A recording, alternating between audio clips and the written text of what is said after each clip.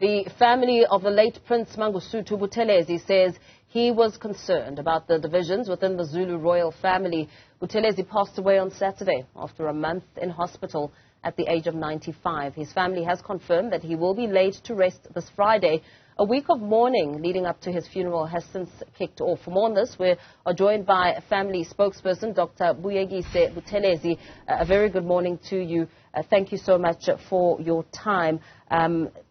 I would imagine an incredibly difficult time for the family, especially as the week of mourning has essentially kicked off. How is the family coping? Good morning, Ms. Sitole. Good morning to your viewers. The family is coping all right, but as you correctly said, it is a very difficult time. We're in pain, but we are trying to manage the best we can. And as for other family members, I mean, the children and the grandchildren, they are also trying their best. Thank you for the condolences. As we speak, Baba Bhekuyise, we know that it's been reported that the tensions in the Zulu royal family affected Prince Mangosuthu Buthelezi a lot. Talk to us about that and the impact that it had on him. Thank you very much, Mr. Tole. I would advise that the people who are expert in those issues, I mean, as you know, Prince Mangosuthu Buthelezi was a traditional prime minister to the king in his living days and to the nation of the Zulu people. And there are people and structures who are designated for those issues, and I'm sure you will come into contact with them during this morning period. My advice would be that maybe that information be clarified by them. We as family, as I say, that we are coping, we are receiving mourners at this stage, and we are preparing for the funeral. Thank you.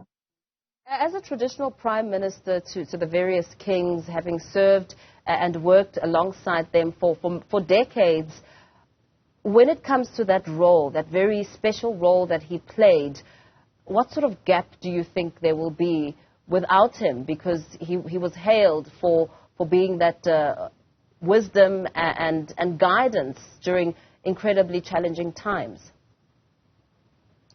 I think, Mr. Tole, there will be difficulties for sure. There's no doubt about that.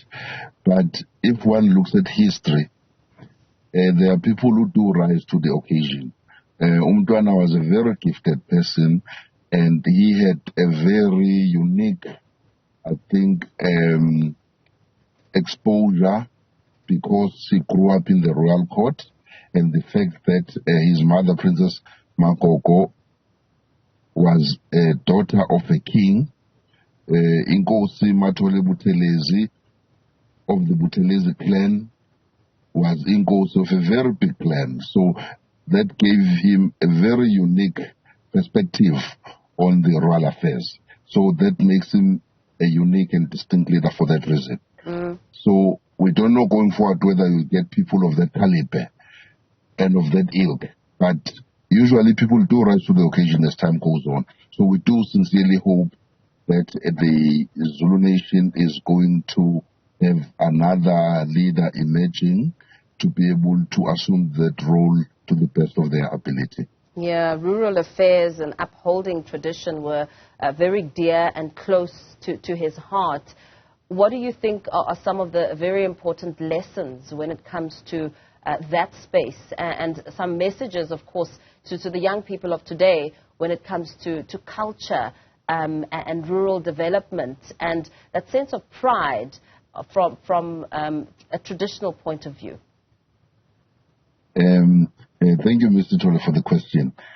The first thing, I think, from the leadership of Newzroom Afrika DStv with regard to the traditional affairs outside politics, the lesson for the young people is that it's really quite fashionable, to understand and practice your cultures the way you want to. And there's nothing backward about that. And also there are very good lessons that we learn from our great grandparents. So young people can learn that their contributions were as good as those of modern leaders in building societies, in making sure that next generations are taken care of, and in contributing to the economies of the different nations. So I think the traditional leaders are no less from the modern leaders in terms of the leadership, in unifying nations. I think the Zulu nation is a very good example where you have seen what how unity can result in the success of a nation. And I think Umtwana Wapindangene did that task very well of uniting the nation for the purpose of making sure that there is survival going forward. Yeah. The next few days are quite imperative when it comes to planning for the funeral and, of course, engaging with the different spheres of government as well as other stakeholders. We understand the funeral will be taking place on Friday. What are some of the plans that are already in motion that perhaps the nation should be aware of? At this stage, Mr. Tole, there are obviously discussions between government and the family.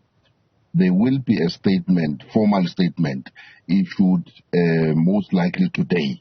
So I think with regard to the details of the funeral arrangements, it would be wise to wait for that official statement that will be containing information or details about both the family and the government in terms of the program. But at this stage, the family is still continuing to receive mourners. There are prayers that are held mostly or in most days. These prayers are held at 5 o'clock in the afternoon and they go until 6 o'clock. Official time is 1 hour, but sometimes they go beyond that. But that is also meant for the mourners who come to say to the family. In isiZulu, to say to is to comfort the family. So that is what is going on now. But in the midst of that, there are quite a few task teams, that are meeting throughout the day, sorting out whatever task that they've been assigned to do. So the preparations are in full swing. Very well. Thank you so much. Thank you for your time.